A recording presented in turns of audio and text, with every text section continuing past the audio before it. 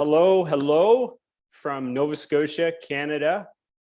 It's 5 minutes after 4, so we're 1 hour away from happy hour in Nova Scotia. So we're going to try to keep the agenda tight today. There's a lot to go over. This is obviously a topic, palmitic acid, that I think everybody could agree has been in the news a lot over the past month, especially in Canada. And if you're not seeing this poll on the screen now, just scroll through your, if you're on an iPhone or a smartphone, try to find a poll. I have a poll up there. I'm trying to gauge where everybody is coming in from. I think the majority are Canadian by the looks of it, but once I get a few more results in, I'll put this poll result up. And again, thanks everybody for joining. The topic today is palmitic acid insights and Q&A. So we're going to follow this up with a, and I see already the first mistake I have on that slide. It's actually 3 p.m. Toronto time, 4 p.m. Halifax. So we're going to follow up the presentation today with a Q&A, and you can put your questions into the chat window. But I also want to remind you that this number on the bottom here, if you can just follow my mouse, that's my personal cell phone number. And if anybody wants to text in a question, if they're actually calling in today, then you can just text it in to this 902-692-1447.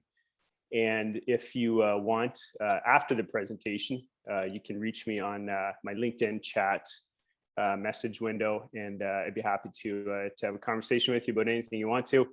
And we're going to get going here. Thank you very much for joining. And we have a full house today. I think once everybody's on, we had to cap it at 100. Basically, I want to keep the group fairly tight.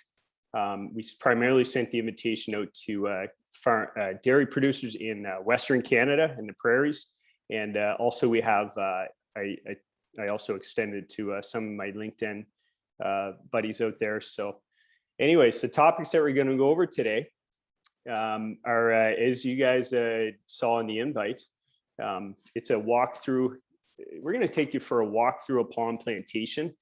I've spent a lot of time myself in Malaysia and Indonesia over the past 11 years. And just a bit of background on myself. I'm Daniel Scothorn. I'm a nutritionist by training and by trade. I spend about half my time formulating dairy diets on the East Coast of Canada primarily. And the rest of the time, I work in my other company here that represents the importation of palmitic acid from Malaysia. And we also do work overseas for new investor dairies in different parts of Asia and Africa. So our reach is wide. I feel like I personally have a good understanding of palmitic acid, how it's produced, and how it's fed, and the benefits of feeding it. And I also understand what's important to consumers that consume milk, especially in Canada, US, EU, I imagine, is that they're concerned with what cows are fed. And I completely understand that, and I am empathetic to consumers because my own wife is a human dietitian. And so we're going to touch on that today too, on how we can help consumers understand what we feed our cows. And we're going to talk also on alternatives to feeding palm-based supplements. And I think that's a fairly short part of the presentation, because really there is not really any excellent alternatives to palm-based supplements, and how to maximize butterfat in the diet, both with palmitic acid and by other means. And then we'll follow up with a Q&A. So a little bit of background here. And by the way, this is a presentation I put together about 3 weeks ago. This is the 5th time I've actually presented it. It's been presented in different parts of Canada and to different groups of producers, and it's been edited throughout just as I gain new understanding and read new science. I enter it in, so it's a revolving presentation. If anybody on this presentation from another country would like to have it given to an audience and their region, then you can reach out. So the reason why this presentation came to be is because, as many of you may have heard, we are in the midst of a Buttergate discussion in Canada.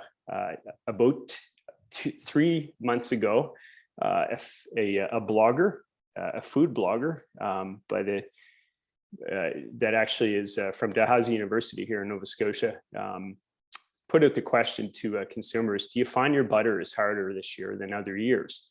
And it evoked a little bit of consumer, I'm not going to say backlash, but consumer interest. I think that many people probably didn't really pick up on it, the fact that butter was harder this year. And we don't really know if butter's harder this year than it was, say, 5 or 10 years ago. It's not something that's tracked. But anyways, it's raised a question of the role of palmitic acid in dairy diets, and also the role of other things in dairy cow diets that may be impacting the processing characteristics of foods. Now, that was about, I would say, about a month ago. Things really peaked as far as media attention goes. Probably 3 weeks ago, I think it was one of the top news stories on BBC. So I think, I think if that's the only way Canada can get attention on the BBC, then that's kind of funny, I think. But anyways, it was a big news item 3 weeks ago, which I think many of you on this presentation are aware of today. So I crafted this presentation for dairy farmers. It talks about feeding. It talks about some of the production aspects of palmitic acid. I'm going to close this poll off here so we can see where everybody's from, and you guys can take a look at who's joining you in the presentation today. You can see about 2/3 of people are from Canada, US. Oh, we got a person here from South America. That's a time change. You're up pretty early this morning. You're up late. Thanks for joining. Same as the Aussies and the Kiwis. Just 2 of you there. Thanks for joining. And I see there's some folks here from the EU and other. Where is other? Would that be Russia?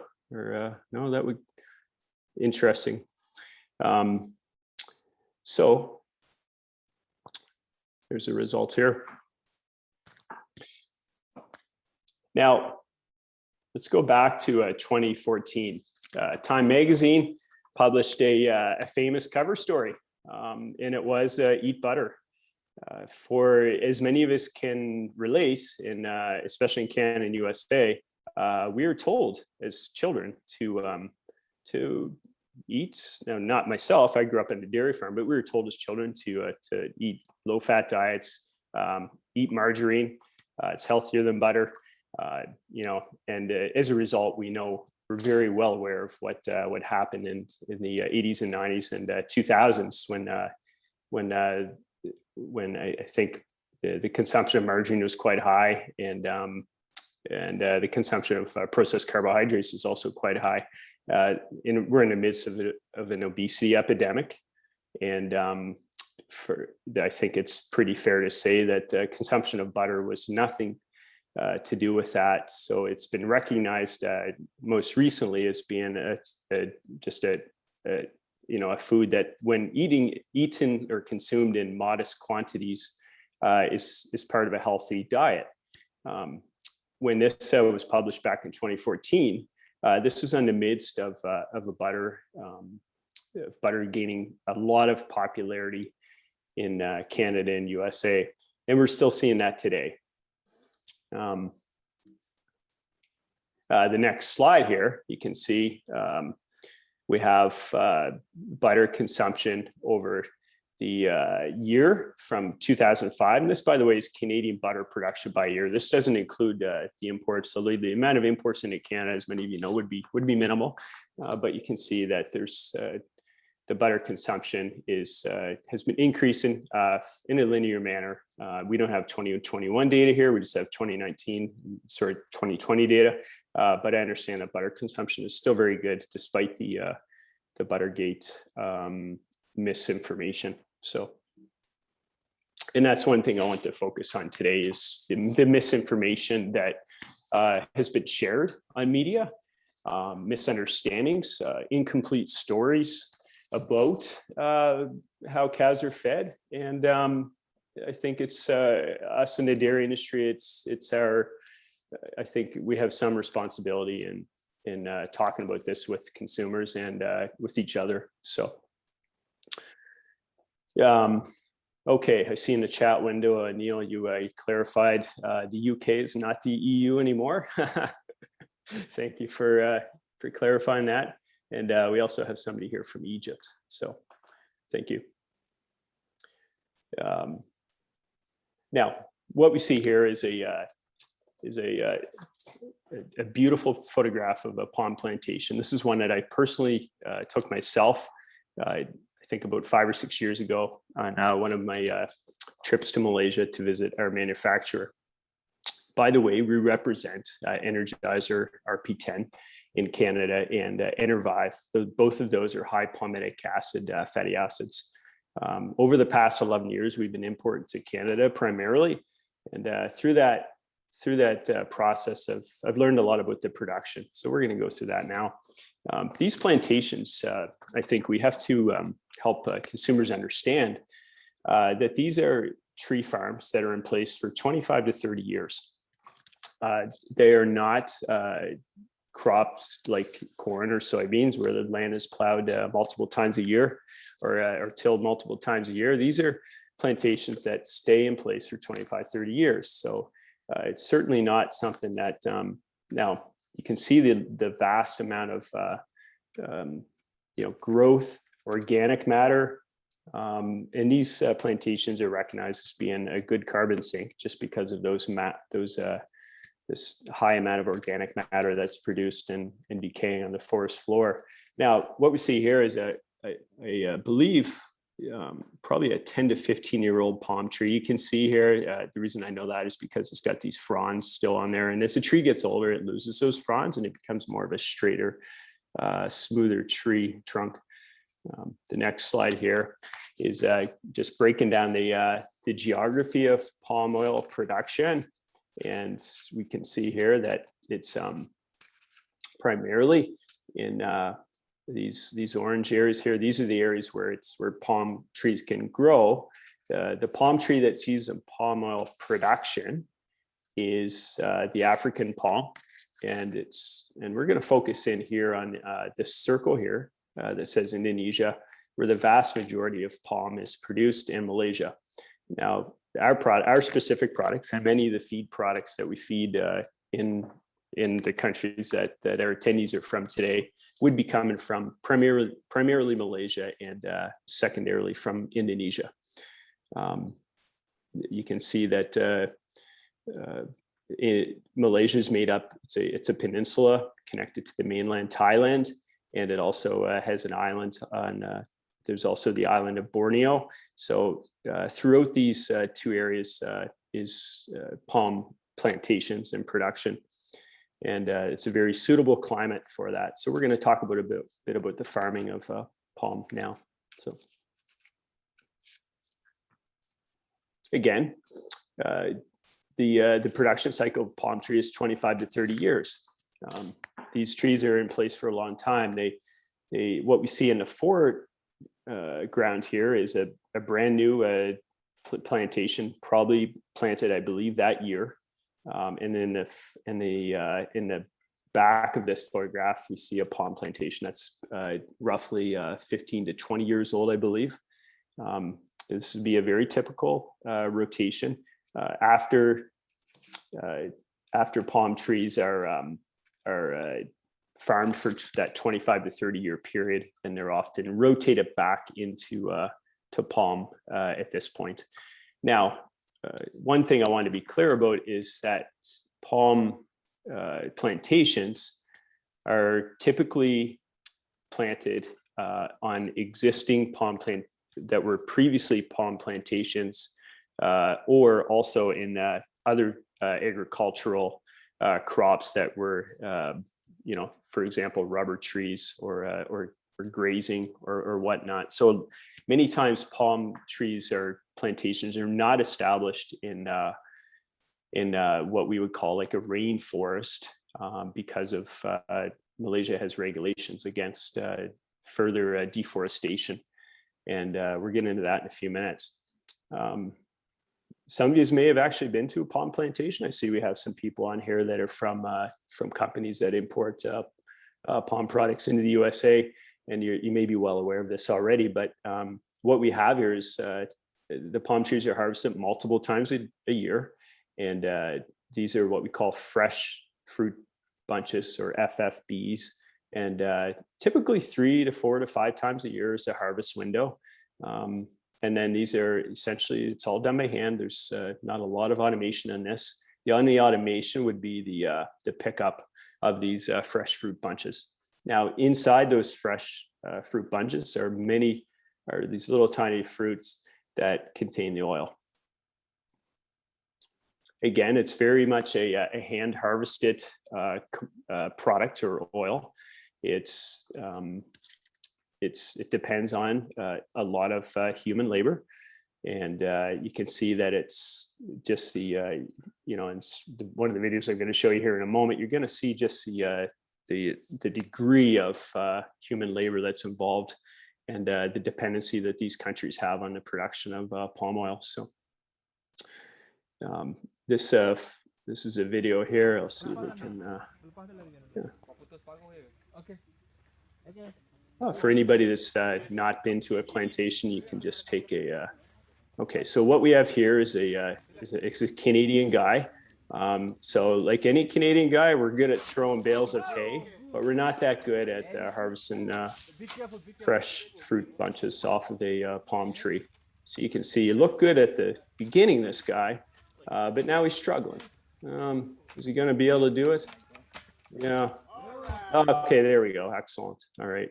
So it's a very intense now after all that hard work. There's nothing better than sitting down for a cool beer after harvesting one fresh fruit bunch. And you can see here in this next video, after these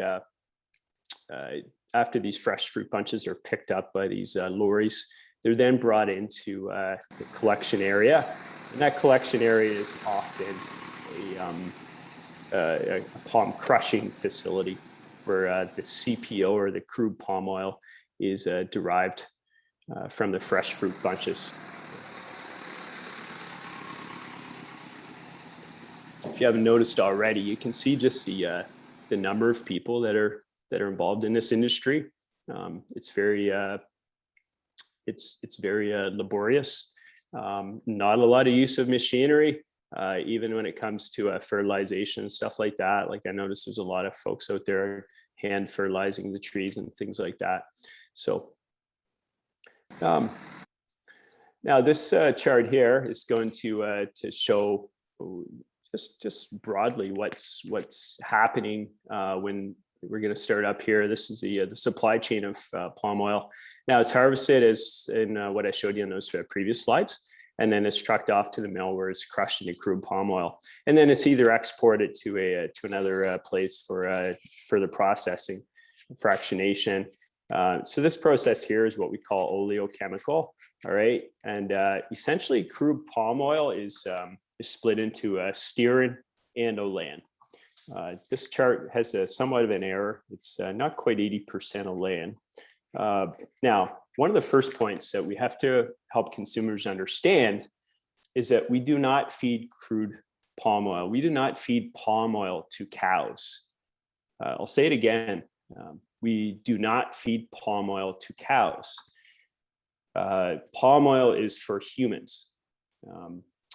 And that's shown in this chart here. The vast majority of palm oil is for human consumption, and that's in the form of palm olein. Now, in many, many countries, some of you being from those countries on the call today, palm oil is used as commonly as we would use canola oil or soybean oil in Canada and the USA. It's very much a large part of the diet for frying, cooking, baking, whatever. So it's, again, one thing that we have to remind consumers, we're not farming palm oil for cow feed. We're farming palm oil for human use primarily, and a co-product or a byproduct from the palm oil processing is what we use in animal feed diets. This chart here demonstrates the production of margarine and then baked goods. Obviously, it's not applicable to our talk today, but it's it should be noted that a lot of the stearin portion is generally what is used in the production of palmitic acid that we then feed to in dairy cattle diets. So after the oleochemical process, which essentially distills and fractionates the various components into the I guess the market that is being served. It goes through in this picture here. You can see it goes through the warm palmitic acid is then poured over this cooling drum, and this is what we call the flaking process. Primarily, though, palmitic acid feed products are fed in Canada and U.S. diets in a bead form, but the exception is some products like Energizer RP10 being a flake. So then after that, it goes through a bagging process, and this is very basic. Just want to show you guys a rough idea of what the production process looks like. And this is a factory that makes Energizer RP10, or in the US, it's the product's called Activa. And you can see here the hardest part of this photograph here was getting this strong man, the strong guy from Canada, to lift these bags. And then they quickly realized that it was probably one of the most unproductive days in that factory after they had this guy lifting bags for them. So after one or two bags, I took a Advil and went for a warehouse tour. And the warehouse tour essentially shows us here that after these fat products are bagged, they essentially go into 2 or 3 or 4 days of a cooling and a sort of dehumidifying process where the product cools down. In Malaysia, as many of you know, it's generally 28 to 32 Celsius year round. That's why it's such a great place to go for a Canadian. And it's prior to being these pallets being stuffed into a container, they essentially are cooled and then cooled somewhat, and then they're dehumidified so that when they get in that container and go to a colder climate like Canada, US, or the EU, they don't have a lot of moisture on the plastic. So here's a question that I get a lot, especially over the past month, and that is palm oil a sustainable feed? And we're going to hear a lot of opinions on this. I'm going to give you my perspective here today. We have to consider many things, I think, and that is the efficiency of oil production, no matter what crop it comes from, and then the ultimate use of those products. Now, in Malaysia, for example, there's 11 million acres of palm, and compared to Canada, we have 20 million acres of canola.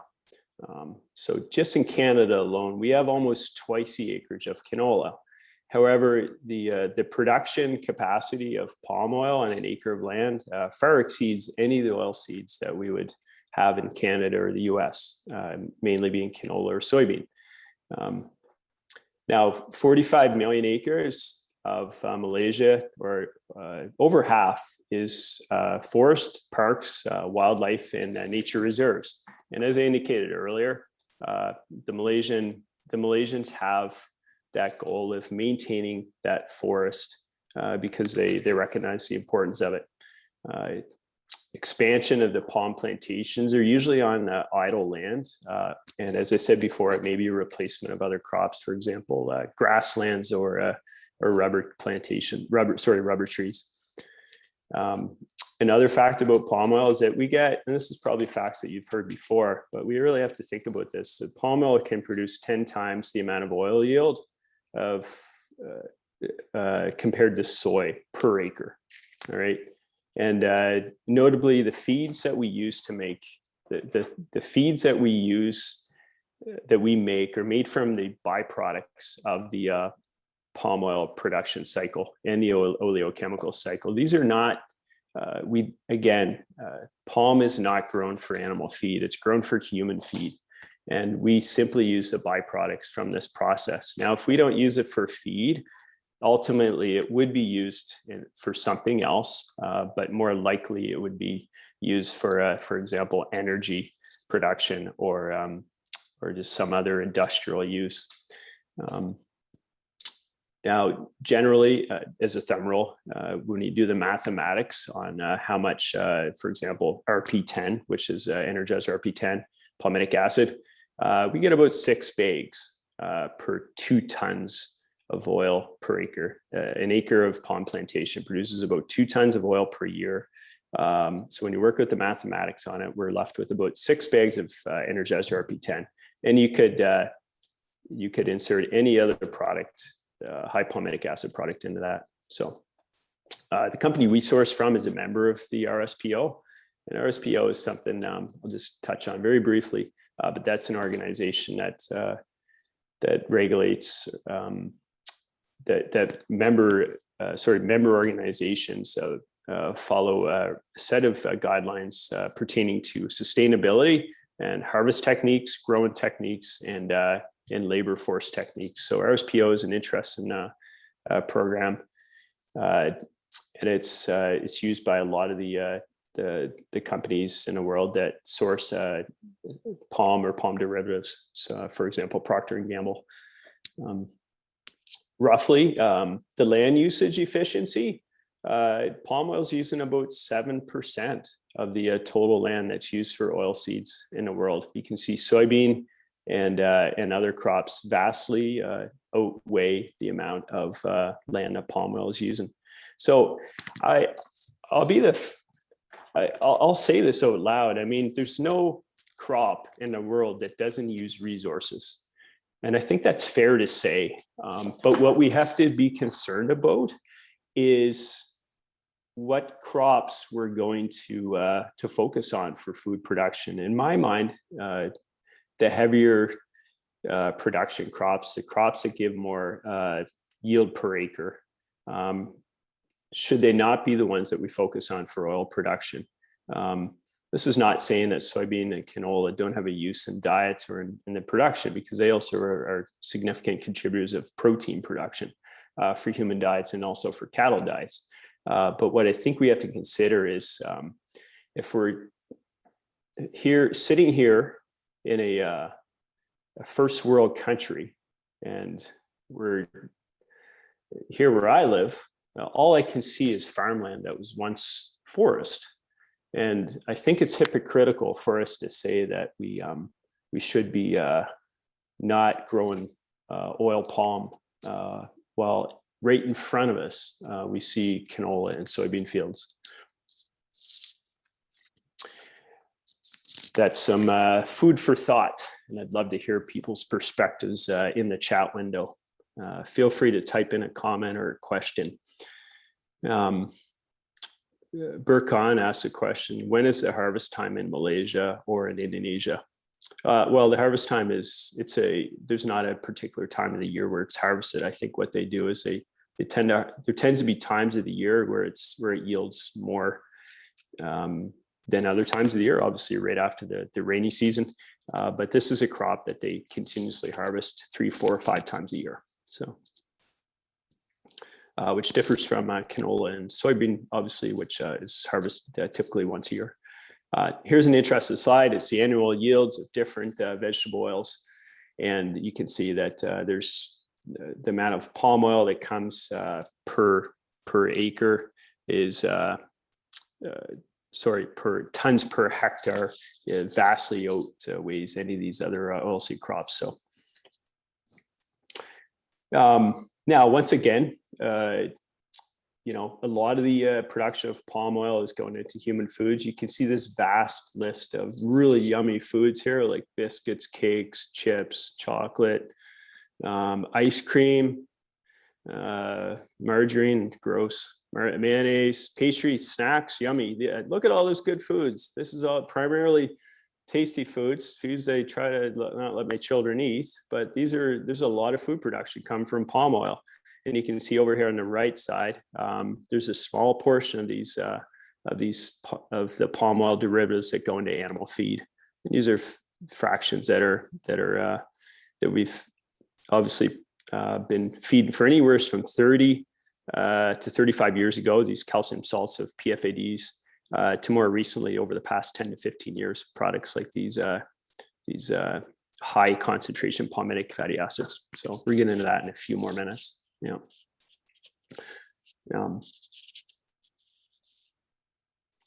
In the meantime, if you guys can just take a minute to fill out this next poll here. It's essentially, what is your role in the dairy industry? And I forgot to put this, post this poll earlier in the presentation, but I have a feeling that most of the people will be feed industry. 75% of the votes are in, so I'll give you a few more minutes. And as I'm waiting for that, I'm just going to advance to the next slide. What we have here is a chart that shows the fatty acid composition of fats, common fats. Okay, so palm oil itself, crude palm oil, is about 45% palmitic acid, and that compares to similarly to a product like Magalac. Magalac is made, and there's many other products we put in this category. It's a calcium salt of a PFAD in many cases. In some cases, they're made from distilled fatty acids, but in most cases, calcium salts are made from palm fatty acid distillate, and which is it's recognized as being a good source of both palmitic acid and oleic acid, and a bit of linoleic acid. So you can see the fatty acid composition of Magalac compares similarly to that of palm oil. Now, this category here on the right, these palmitic enriched fatty acids tend to be anywhere from 80 to 99% palmitic acid. I think there's a difference in products out there. I think we generally recognize that when there's a little bit of oleic acid in those products, we might have a slight improvements in digestibility of that palmitic acid.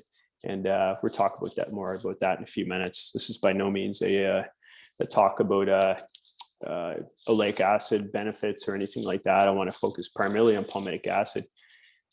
It's going to end the poll here, present the results. Actually, we have about a quarter of the people are dairy producers.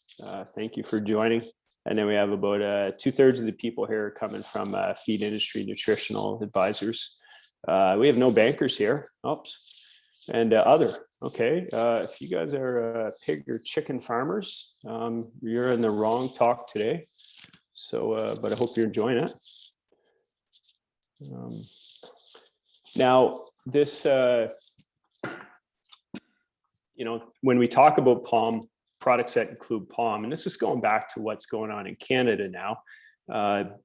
The Dairy Farmers of Canada, which is one of the largest lobby groups for dairy farmers in Canada, recently came out with a statement 3 weeks ago.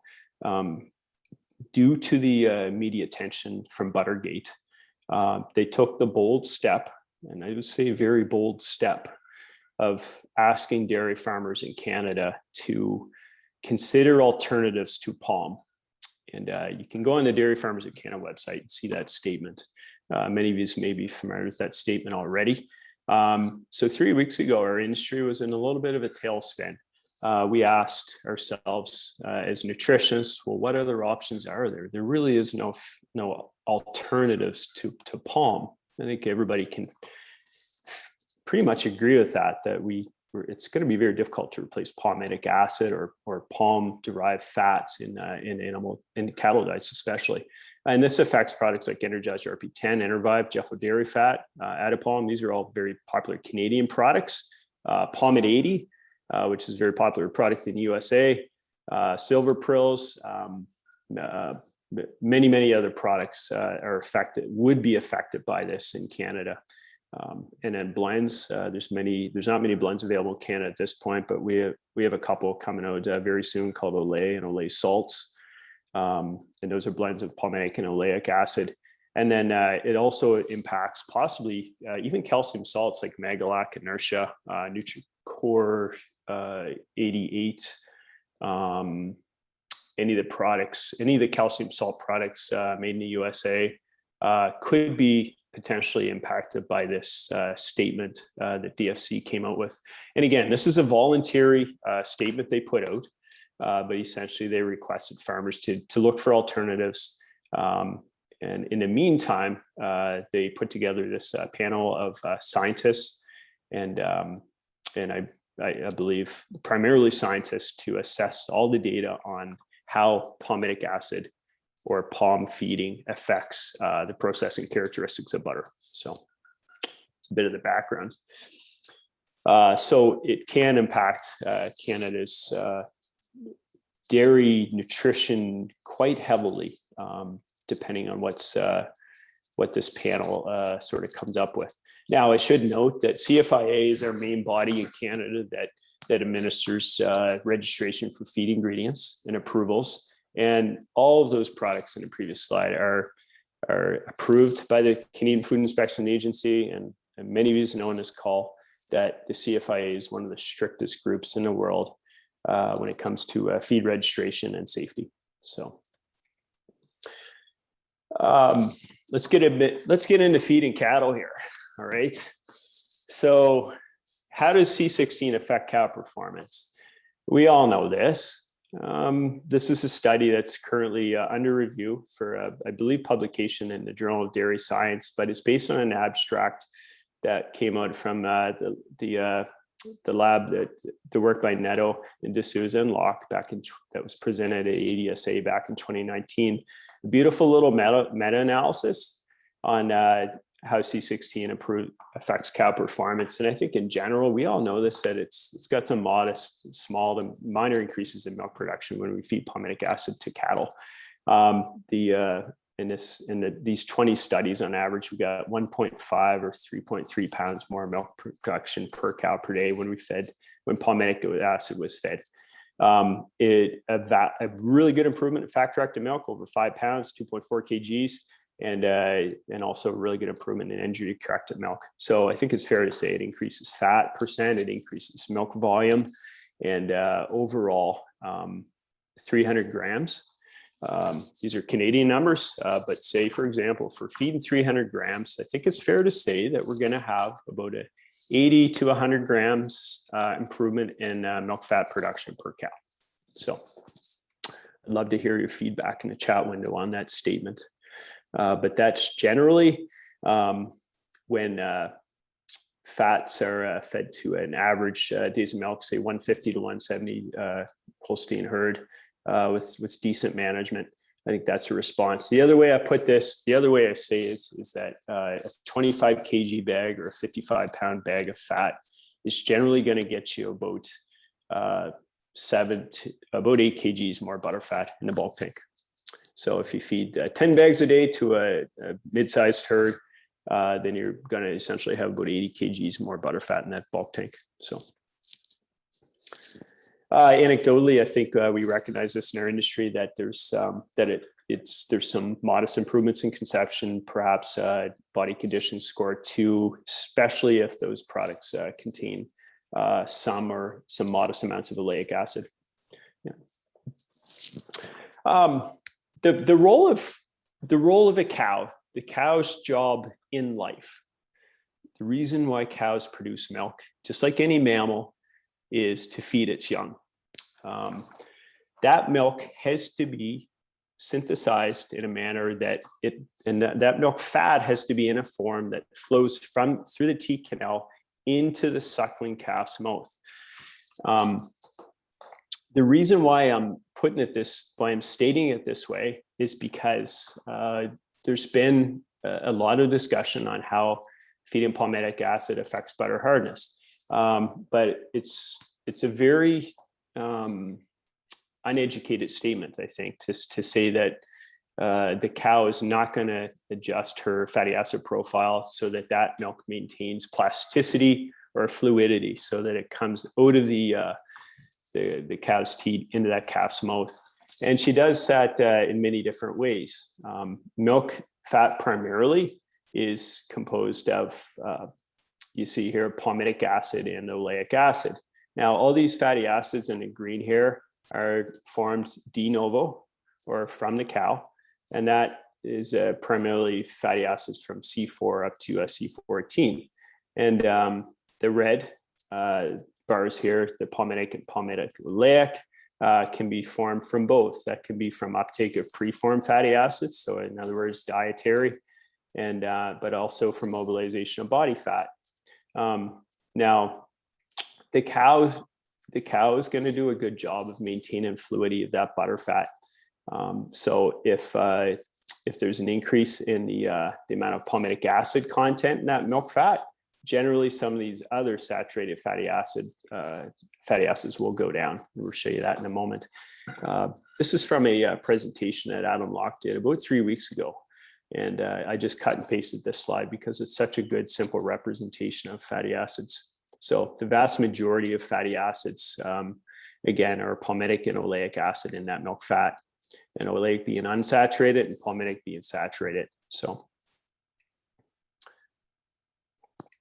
now, one of the questions I've heard a lot is does palmitic acid affect milk fat? Well, yeah, I think it's pretty clear from trials that have been done over the past, say, 10, even 15 years, that when we feed a enriched source of palmitic acid at a significant level in our diet, say, for example, over 200 to 300 grams per cow per day, that we're certainly going to have an increase in the amount of palmitic acid.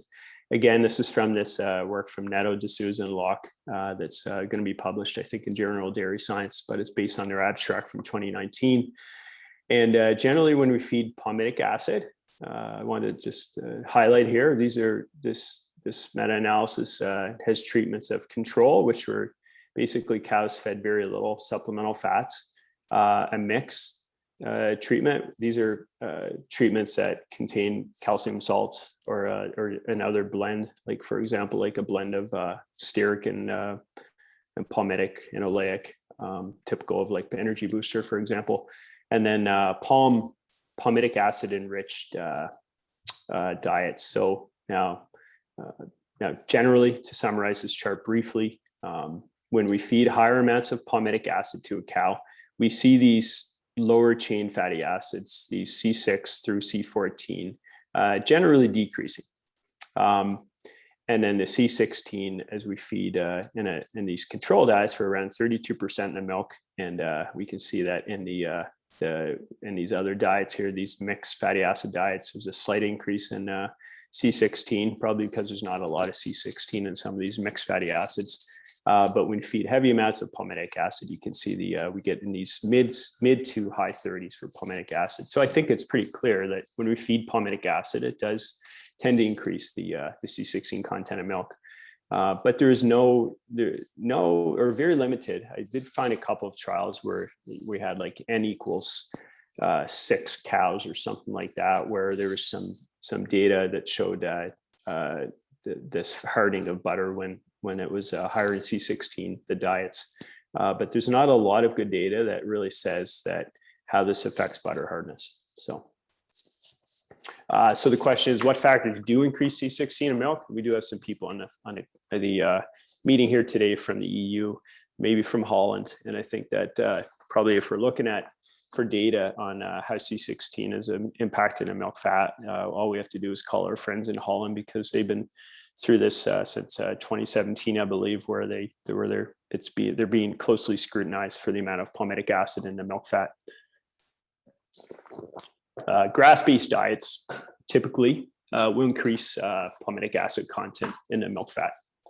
Organic milk has been shown to increase palmitic acid content in a diet. Probably not because they're eating organic feeds, but more so because they're on a heavy grass-based diet that's probably low in concentrates, but heavy on pasture and grass. And of course, palmitic acid supplemented cattle.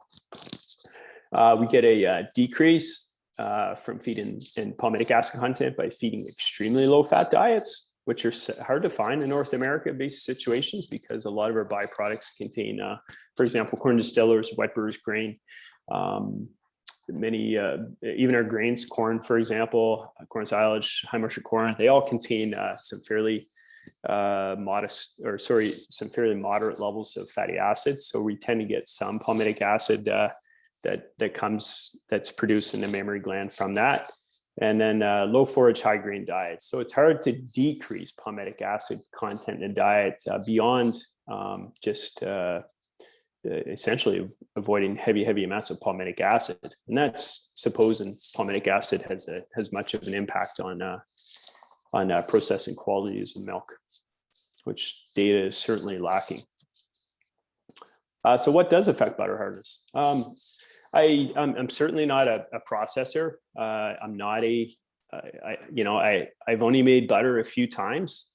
This is going from my studies. So this is data that I've found on Journal of Dairy Science and through other sources. But what really affects it is just the melting point. So the saturated fat content of that butter, that has somewhat, not in all cases, because there was a recent data that came out of Guelph from last week, some very anecdotal trials where they tested different butters, and they found a very weak linear response between the palmitic acid content of that butter and the butter hardness. So I think the processors play a large role in the butter hardness.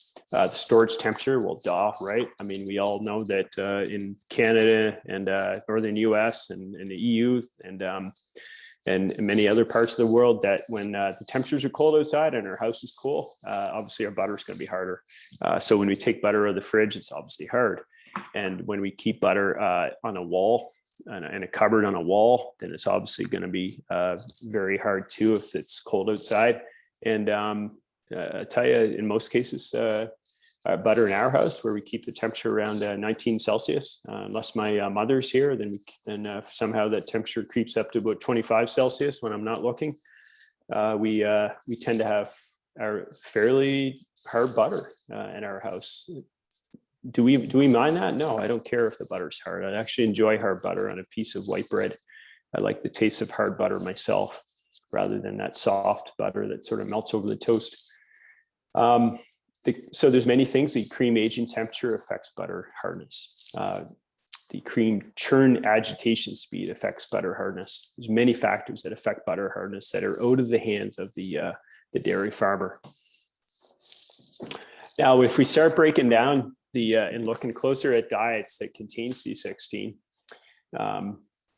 we can see here. Now I'm just going to actually go over and revert over to the chat window for a moment before we get into this chart here. And Colin asked the question: the facts you've shown about the palm oil basically grown for humans, when the doses are correct, what is their response? That's a good question. We're getting into that later on, but I think when it's hard, I think we all probably agree that it's very difficult to change the mind of a doter. I think it's just important to tell them a few basic facts. Like, for example, palm oil is not fed to cows, period. Don't say anything else. Just wait for them to ask another question. Because a lot of times they don't even know that. So just give them a fact like that. Palm oil is not used in cattle diets. And if they asked you, if they probe you on that, then the response would be, we feed byproducts of palm oil. Essentially, palm oil is used for human food. It's not used in cow diets. We'll talk about that later. Jan Sperstra says, what is your idea of the effect of palm on the taste and flavor of milk? I personally can't answer that, Jan. So if you want to weigh in on that, if you have an opinion, then feel free to add it to the chat window, or just unmute yourself and speak. In the meantime, I'll just take a look at this chart here. What contributes C16 to the diet? Well, okay, first of all, we're going to look at this diet on the right side, and this is essentially a pie chart of where all the C16 comes from in a diet that has no supplemental palmitic acid.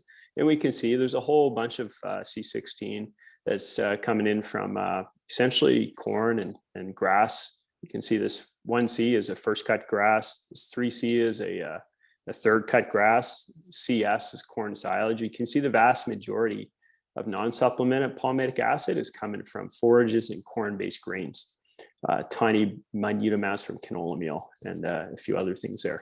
Now, when we add a product like Energizer RP10 to the diet at a say a high level, say for example 400 to 450 grams or a pound of cow a day, we can see suddenly that palmitic acid contribution is about 3/4 of the diet. So now, one of the questions that came up about 3 weeks ago, especially, or a month ago, when DFC put out that statement that we have to look for alternatives as nutritionists to feed palmitic acid. Well, this is a slide that I created, and many of you are probably wondering, well, why would I create this slide? Because you're from countries that don't actually have that don't have rules like that or requests. Now, but in Canada, this is something we have to face. We have to consider these questions right now because we don't know what this panel is going to come back with for recommendations. And anyways, we have to have an open mind here, but generally, if we can't feed C16 to a cow, then essentially we're going to have to milk 5 to 10% more cows. I think it's simple as that. We're here in Canada in a supply managed system, so if we have to produce 10,000 liters at 4% butterfat a day, then we have to still maintain that. The only way we can do that was with more cows if we pull palmitic acid from the diets in a lot of cases. But a lot of the times we should be focusing on, no matter if we feed palmitic acid or not, these are things we should be focusing on anyways. For these bottom points here, for example, improving feed intake. I think we all recognize that if we can maximize TMR dry matter intake or forage dry matter intake or grain dry matter intake, whatever you want to talk about here, that's how we maximize the efficiency of our cattle. And that's ultimately if we're concerned about environmental footprint in dairy farming, then we should be milking less cows with higher production because that's less resource use.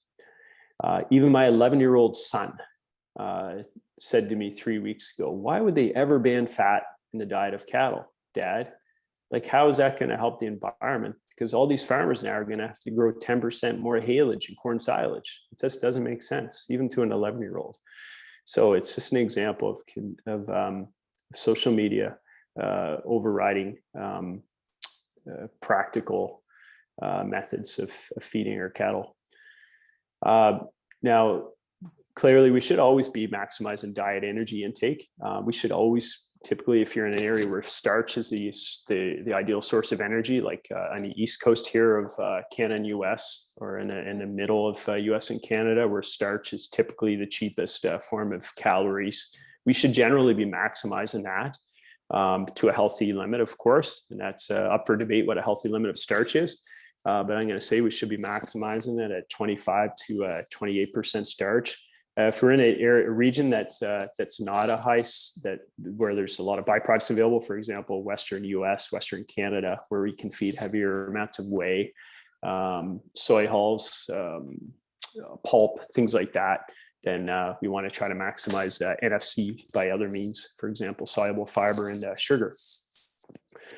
We should always, no matter what, be focused on improved forage digestibility. And that's why we're such big fans of BMR corn silage and low lignin alfalfa and grasses in regions that can grow grasses. So in other words, where you have cool enough temperatures and enough or enough moisture. So good. Get rid of this call here. Sorry. And then the other thing we should always be focused on, regardless, is improved protein quality of our diets. So, for example, just broadly speaking, focusing on the metabolism of protein as opposed to crude protein, and feeding amino acids, for example, methionine, because those are things that definitely improve milk solids response when it's used in the right way. So, when you ask me what are the alternatives to palm, well, really, we have to look at other sources of oil. If our goal here is to maximize milk fat percentage of the cow, then really we're left with very little alternatives to feed them palmitic acid. But if our goal is to feed, calories to a cow and not so much concern about milk fat percentage. And that depends what region you're in. There's many regions of the world where milk fat is the primary value of milk, for example, Canada. But there's also many regions that are paid simply on milk volume. For example, I was talking to a client yesterday in Tanzania, and they're basically paid on liters of milk production still, as long as their milk fat is over 3.5%. So in that area, it doesn't really pay to feed palmitic acid, but it does pay to feed high energy feeds. So in Canada, these are the things that we have to look at. If we can't feed palm, we have to focus on other sources of oil. For example, the cow's requirement in high lactation would be an NEL of 1.8 of the diet, and that usually takes 5 to 7% of diet. And I think fat, we all recognize fat's the easiest way to increase the calorie count of a diet. So we always want to be maximizing fat as long as it's not going to hinder her digestibility or her intake. We always want to maximize fat content of the diet, essentially because of the cost. And we can see that tallow is obviously one of our few options, because calcium salts of palm are not even products that we may be able to feed here in high amounts, just depending on what the on how this panel decides. So many other sources of fat, for example, roasted soybean and expeller soy, all contain some modest levels of fat, especially if we feed 2 to 3 kgs of them. But again, many of these products aren't going to help butterfat. They're just going to help the calorie content of the diet. And in some cases, as you know, as nutritionists will know, some of these products will even have a net negative impact on butterfat percentage because of the amount of trans fatty acids that may be formed in the rumen. So just going to take a peek at the chat window here before we move on to the next slide. There's all kinds of people talking here. Andre, hi Daniel, palm oil is not fed to the cow. Really? I would love to have a conversation with you another time. I love your work. All right, thanks. Okay, yeah. So palm oil is not fed to the cow. In Canada, I've certainly worked throughout the feed industry. We do not feed palm oil. There's no feed mills in Canada that I know of that has a tank of palm oil. There's no farms in Canada that have a tank of palm oil. We feed the byproducts from palm oil production to cattle in Canada. So total lactic acid loading. And I think that we certainly have to be careful how we communicate that, because it can be misleading. But I think it's very fair to say that we do not feed palm oil to cows. Total lactic acid loading prevents us from feeding such high starch diets. In the diet, total lactic acid loading prevents us from feeding such high starch levels in the diet. It all depends on dry matter, the forages, and total diet. Yeah, certainly agree, Alan. Yeah, we've had conversations on this before. I hope you're doing well over there in the UK, Alan. There's certainly starch levels can lead to acidosis, so we have to be super careful how we feed them. Francisco, as we know that more or less 60% of the MP we feed in early lactation goes to milk, which is the percentage of the total fat we feed. As we know that more or less than 60% of the MP we feed in early lactation goes to milk, which is a percentage of the total fat we feed that goes into milk, which is the total percentage of the total fat we feed that goes into milk. Okay. Well, as we know, the cow is forming triglycerides at the mammary gland from an assortment of different fatty acids. As we know, palmitic acid content, when we feed palmitic acid, then it's certainly it does two things. Number one, it improves the fiber digestibility of that cow's diet, so we get the benefit that way. The other thing is that it enhances the uptake of palmitic acid at the mammary gland in the formation of more triglycerides. I think I got that mixed up a tiny bit, but it improves the formation of milk fat triglycerides. So we get the response in two ways. I can't really answer your question of what is the percentage of the total fat we feed that goes into milk. All we know is that when you feed a high palmitic acid diet, it certainly has a positive impact on the amount of palmitic acid content in the milk. feed and byproducts like palm work well for us when the diet is balanced. However, this whole topic of sustainable production is out exactly that balance. Yeah, that's a good point, Alan. Yeah. And Don Haycock, hello, Don. You had a good comment there to Francisco. I came close to the same fat percentage in diets as desired butterfat percent. All right, so we're just going to advance on to finish up these slides here and get into a more informal Q&A session. But you know, these are very basic slides that show that, you know, clearly milk fat variation is a seasonal thing, especially the further north or the further south of the equator we go, and that's been shown with a nice tidy little trial that came out last year. And I'm sorry, I can't remember the citation on that trial, but it showed the further north or the further distance from the equator shows the greater impact on seasonal milk fat variation. Now, any of us that are in this area of the world, Nova Scotia or a similar climate, which means we get typically growing up, we get days around 30 Celsius with moderate humidity, but now we get like many days around 32, 33 Celsius with high humidity.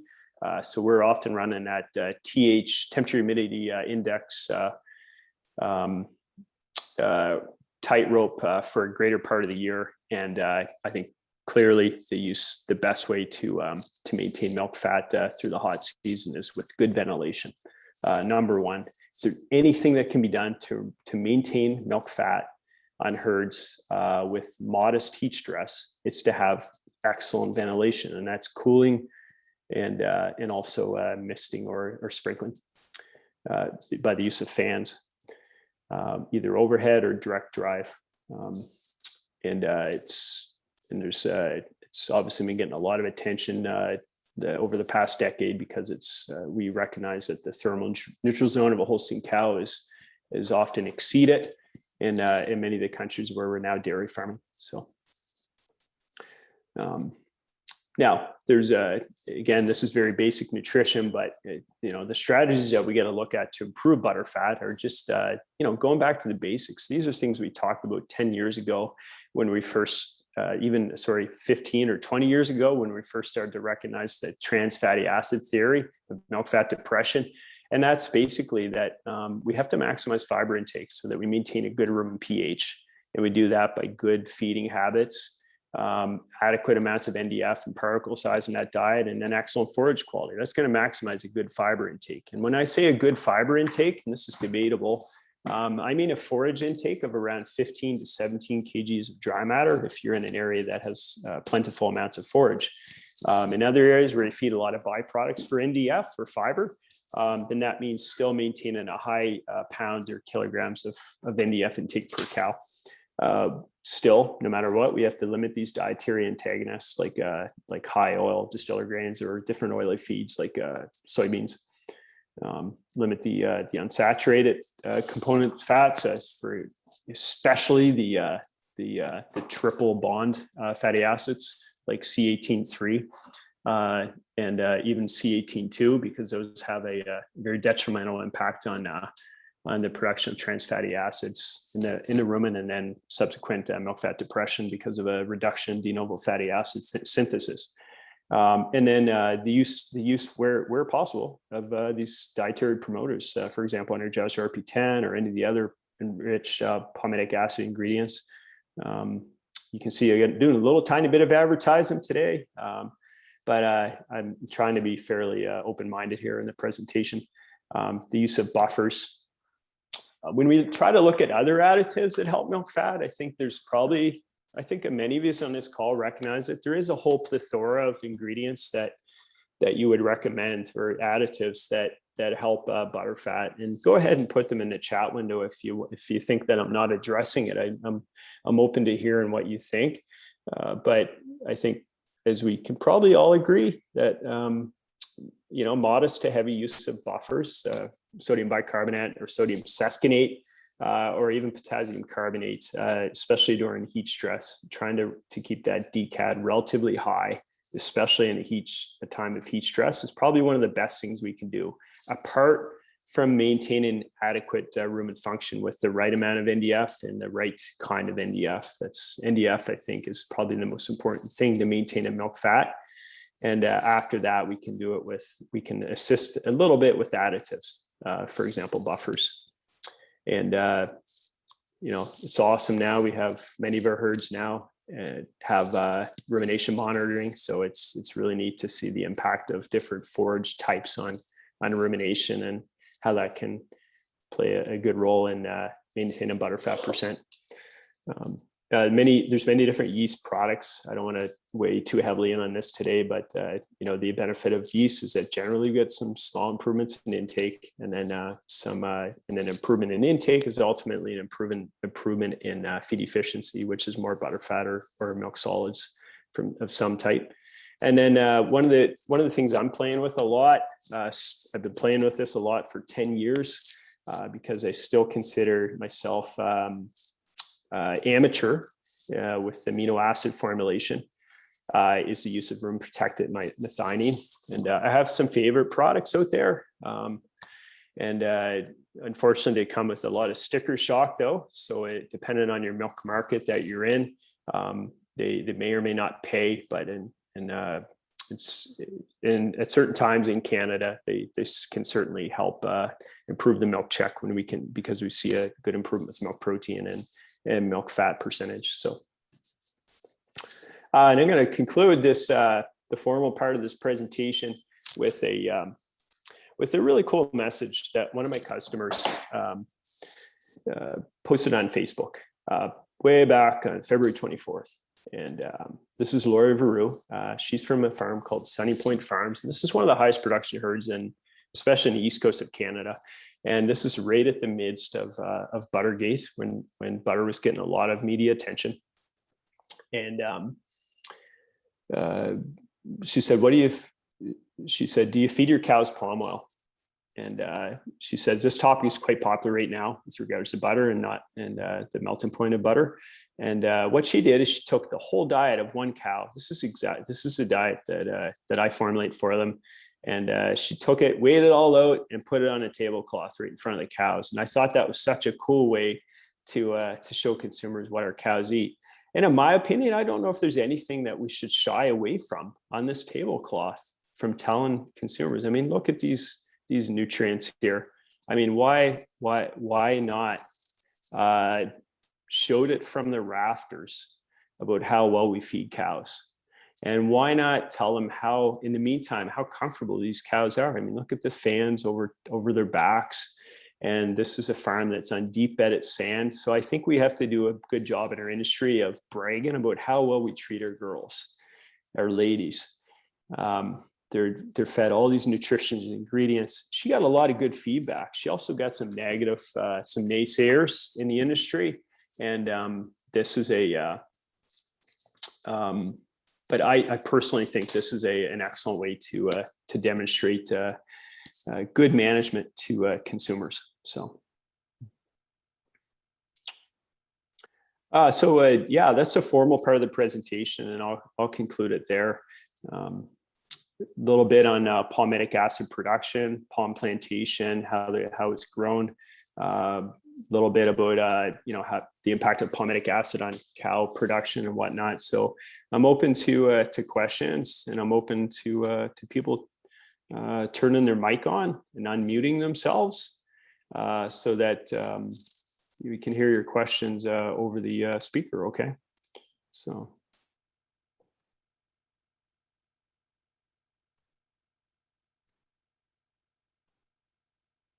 Marco, in a postpartum diet with low RUFL, that must mean ruminant saturated fatty acid load, less than 400 grams per day, would you prefer to add 200 grams of high palmitic or add 100 grams of calcium soap and 100 grams of palmitic? Okay. I would say it depends. Depends on the price. All the fats are really expensive, and if you don't see that already, you're going to see it very soon. It's going to be a very, very expensive year for fats, mainly because of shipping, but also because of availability. So I would first look at price, and I would first look at that farm to see if they're being paid for butterfat. If they're not being paid for butterfat percentage, then I tend to go with more of a calcium soap, as long as it's a good quality one that doesn't have excruciating amounts of odor. And also I would take a close look at your supplemental amounts. I don't find 200 grams is a lot of supplemental fat. Mind you, I'm biased. I'm the first person to admit that, but I think that if you're feeding calcium soaps, probably 200, 300, 400 grams is probably a more typical level. The cow can certainly handle that much. And if the price is not too bad on your calcium soaps, then I'd encourage a higher level. When it comes to low rufal, I think that, if a cow's in a milk fat depression because she's on a high rufal diet, like she has a lot of unsaturated fatty acids in the diet and a low room pH, and she gets into that sort of 3.0 to 3.4% butterfat or lower, what we call a milk fat depression in a Holstein cow, then I honestly tell the producer to not worry about supplemental fat until we get that part of the diet fixed up first. I think it's really important to focus on other things in the diet before we go and put a fat in there to improve butterfat percent. So I like to focus on the NDF intake, and that may be through formulation, but it may be also through which forages we're choosing to feed that herd at that time from what's available on that farm. And focus on NDF intake. So for example, if they're only running 3.4% butterfat and the NDF percentage of the diet's only 30.5%, let's say, for example, and the starch is like 27.5 and there's some sugar in there too, then my first objective would be to focus on reducing the amount of starch and sugar to allow more room, or protein if it's being overfed. Just choose the least limited nutrient, cut that back, increase the forage quantity of that diet in a very step-by-step manner, so that we don't see any sudden milk drops. That's my own personal preference on how to deal with that. Also, Don, you got a good question here. Above 1.5% of the diet, i.e. 375 grams in a 25 kg diet, does this still increase butterfat? Now, Don, I assume you're talking about palmitic acid here. And if it does, does the increase make financial sense? Law of diminishing returns. Some claim that certain producers in the West feed very high levels, i.e. 500 grams. All right, so Don's speaking to us from Eastern Canada. Now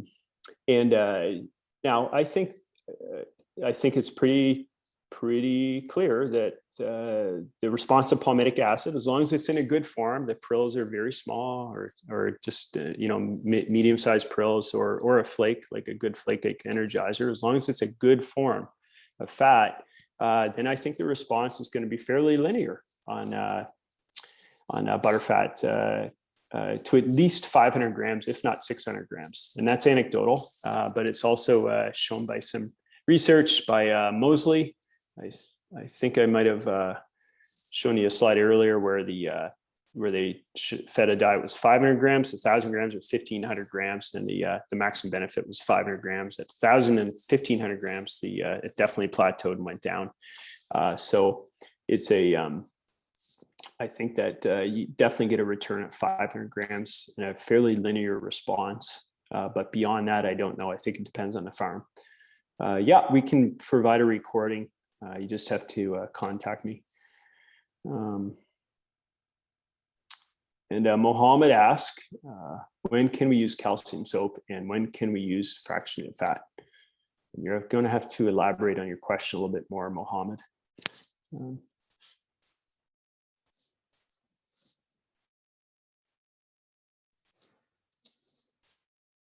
Mohammed, if you're still there, can you just clarify your question?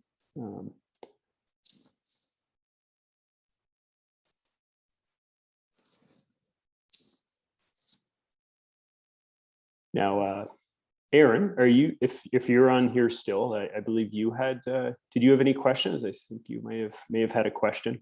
And if you're still on the call, Aaron, go ahead and I'll just unmute you here. Okay. All right. Hello, Aaron.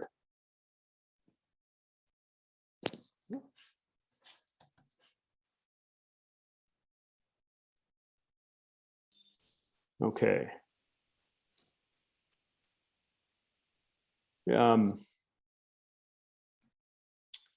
Okay. Connor says, sorry, I missed your response regarding the recording. I had to step over. Okay. So yeah, Connor, you just send me a message and with your email, and we can, by email is, I'll just put it in the chat window here, but it's better to reach Amber for the recording.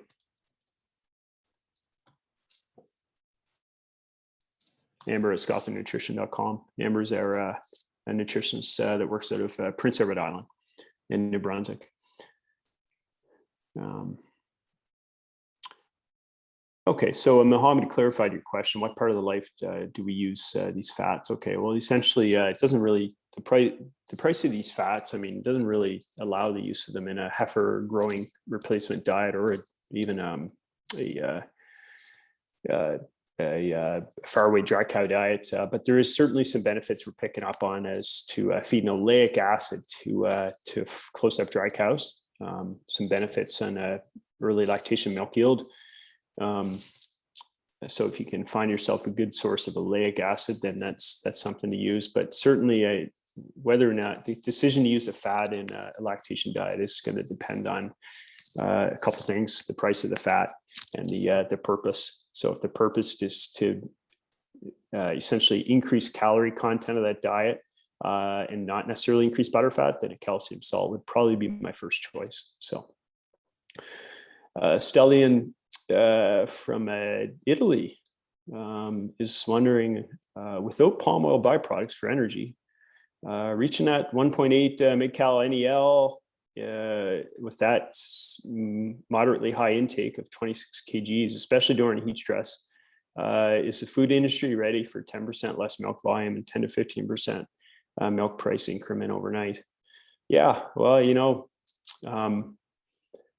unfortunately, the producers probably wouldn't be given a 10 to 15% milk price increase, just because I think that ultimately they would be, unfortunately, the ones that pay for this, for the loss of this tool.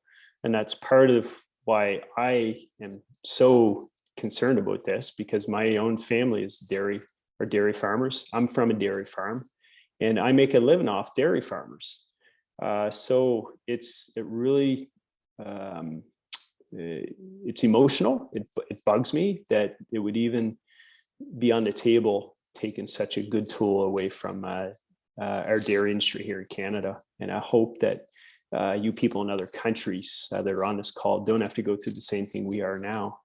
But that's the purpose of having you on this call, so I can communicate what we've learned so far in this process of how we're dealing with the consumer impression of how we feed cows. So, but I think for sure in Canada, we'd certainly have some pretty heavy milk fat percentage losses overnight if we completely remove them. And I think it's safe to say a lot of people have removed them or reduced the amounts over the past month due to the statement that came out of Dairy Farmers of Canada. So, yeah.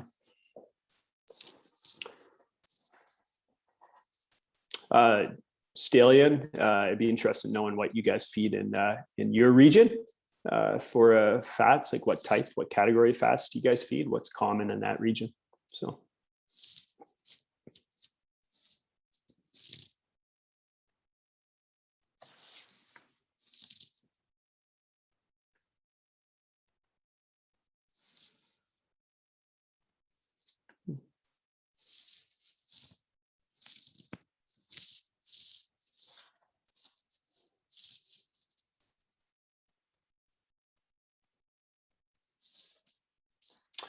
I am not hearing people talking, and I'm not sure what is wrong.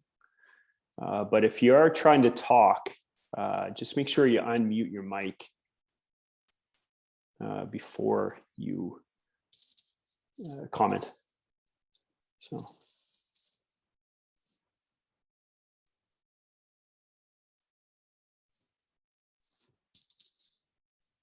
You're welcome. Yeah, sorry, Stellian, you're from Romania. Sorry. Yeah, we're using C16 fat at 1.5% of the dry matter. Yeah. George Matos from California, I believe. George, right? I think I met you before. Do you know how long before a decision is made on palm? Oh, sorry, Texas. Okay, cool. Do you know how long before a decision is made on palm by the dairy panel in Canada? No, we don't. I don't know. Some people may know, but I haven't. I'm not that. I'm not aware of when the decision, and I don't think it's going to be.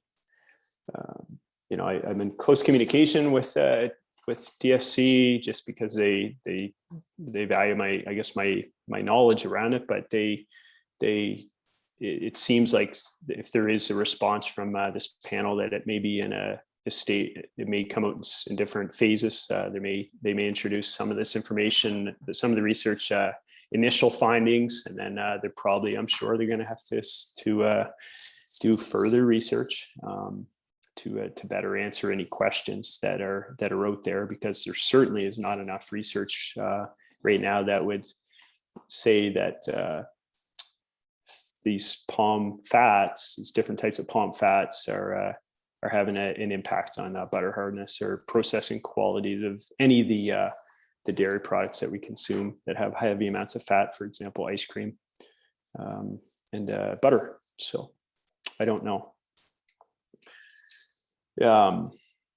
Eric asked, briefly mention buffers at the end of presentation to maintain healthy rumen and butter fat. Do you have an opinion on using potassium carbonate versus sodium bicarb?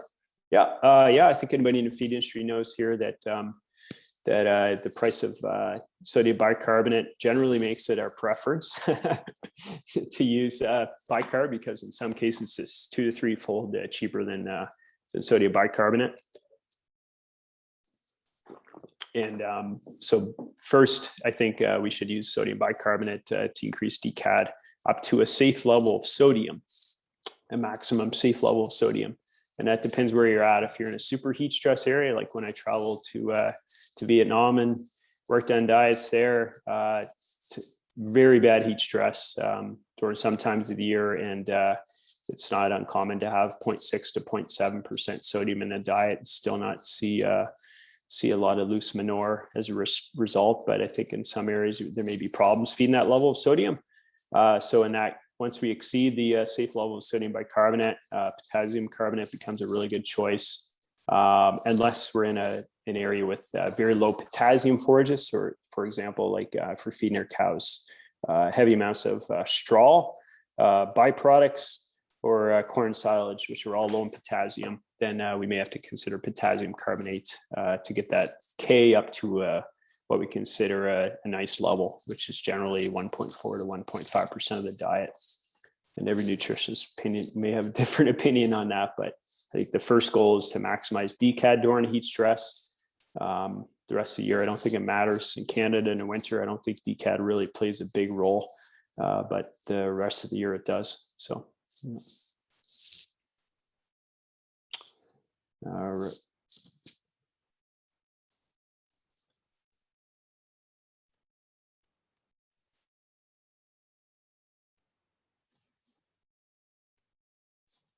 Stay on here a few more minutes if anybody has any questions, or if anybody wants to ask a question, certainly able to answer it. Yeah. Colin says, I've just Googled the Buttergate articles, all talk about feeding palm oil, not its derivatives. Has your message got through? No, of course not. It hasn't got through. And that's why I think we all play a role in helping consumers understand. Consumers are not out to get farmers. I think farmers are generally well trusted. I think of all jobs or occupations, dairy farmers are one of the highest trusted, have one of the highest trust levels among consumers. So I think that we play a role in helping our friends and our families that are not in agriculture understand that We don't feed palm oil to cows. We feed byproducts or co-products. If you don't like the word byproducts, then use the word co-products, which are very little, very small amounts of the total palm oil that's produced. We don't grow palm oil for cattle. We grow palm oil for humans, and we're just using a byproduct or co-product from that. So, yeah. Mr. Holson, I think, is it Paul? In the Netherlands, we had the discussion about the making of good cheese. After a while in research, we were allowed to use it again. At least the most of them, I think. At least Magalac. Yeah, so there's been some discussion here too that maybe these mixed fatty acid sources, for example, like calcium salts, may not be that affected by any rulings that come out or recommendations. DFC are not a body that can make a ruling. That's the CFIA, and but they can certainly make recommendations to the body of dairy farmers in Canada. So.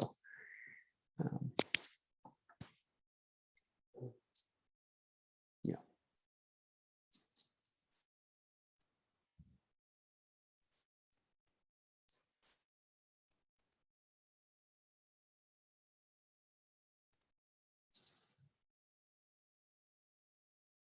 So I think this is an excellent place to conclude. I really appreciate everybody joining. We had a full house. We reached a maximum for people that signed up of 100, and then over half of the people actually were on the call at some point. So that's awesome, eh? And again, you can reach out to me. Many of you know how to reach out to me personally through LinkedIn or email or whatever. And if you want to have more conversation around this, this is a little pet project to help and educate consumers and dairy farmers. Again, my business is half the time I'm a nutritionist, and the other half of the time I work in our importing and fatty acid business. So if there's any of those areas you'd like to discuss or work on together, then I'd be happy to have that conversation. And thank you very much.